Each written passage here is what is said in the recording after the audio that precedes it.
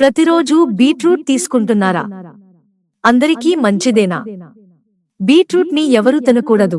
ఇంత ఆరోగ్యకరమైన కూరగాయ అయినా కొందరికి తినకూడని పరిస్థితులు ఉంటాయి. ముఖ్యంగా గర్భిణీలు అధిక మోతాదులో బీట్రూట్ తీసుకోవడం వల్ల తలనొప్పి, నీరసం, కడుపులో అసహజమైన భావన వచ్చే అవకాశం ఉంది. కనుక గర్భిణీలు దీనిని తినే ముందు డాక్టర్ సలహా తీసుకోవడం ఉత్తమం.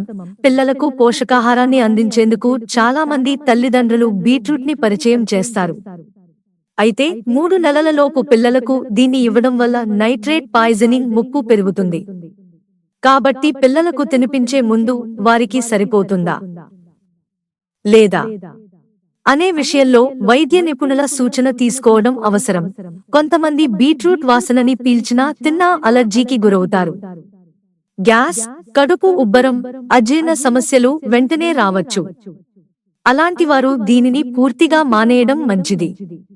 ముఖ్యంగా దీన్ని ఎక్కువ మోతాదులో తీసుకోవడం వల్ల పొట్ట నొప్పి, అసౌకర్యంగా అనిపించవచ్చు. బీట్రూట్లో క్యాన్సర్ కణాలను నిరోధించే లక్షణాలు ఉన్నప్పటికీ ఇది కొంతమంది రోగులకు అనుకూలించకపోవచ్చు. ముఖ్యంగా డయాబెటిస్ ఉన్నవారు దీన్ని ఎక్కువగా తీసుకోవడం వల్ల బ్లడ్ షుగర్ లెవెల్స్ పెరిగే అవకాశం ఉంటుంది.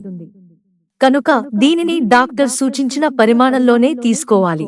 బీట్రూట్లో లోహాల ఉనికి ఎక్కువగా ఉండటం వల్ల దీన్ని అధిక మోతాదులో తీసుకోవడం వల్ల లివర్ పై ఒత్తిడి పడే అవకాశం ఉంటుంది. అలాగే ఇందులో అధికంగా ఉండే ఆక్సలేట్స్ మూత్రంలో విడుదలై కిడ్నీలో రాళ్లు ఏర్పడే ప్రమాదం కూడా ఉంది. కాబట్టి కిడ్నీలో రాళ్లు ఉన్నవారు దీనిని పూర్తిగా మానేయడం ఉత్తమం. బీట్రూట్ ఎన్నో ఆరోగ్య ప్రయోజనాలు కలిగి ఉన్నప్పటికీ కొంతమందికి దీని ప్రభావం విపరీతంగా ఉండొచ్చు. గర్భిణీలు, చిన్న పిల్లలు, డయాబెటిస్, కిడ్నీ సమస్యలతో బాధపడేవారు దీన్ని తీసుకునే ముందు తప్పక వైద్యుల సలహా తీసుకోవడం మంచిది. ఏదైనా ఆహార పదార్థాన్ని మితంగా తీసుకోవడం ఆరోగ్యానికి మంచిది. మిత్రులారా, ఛానల్ సబ్స్క్రైబ్ చేసుకోవడం మర్చిపోకండి. ధన్యవాదాలు.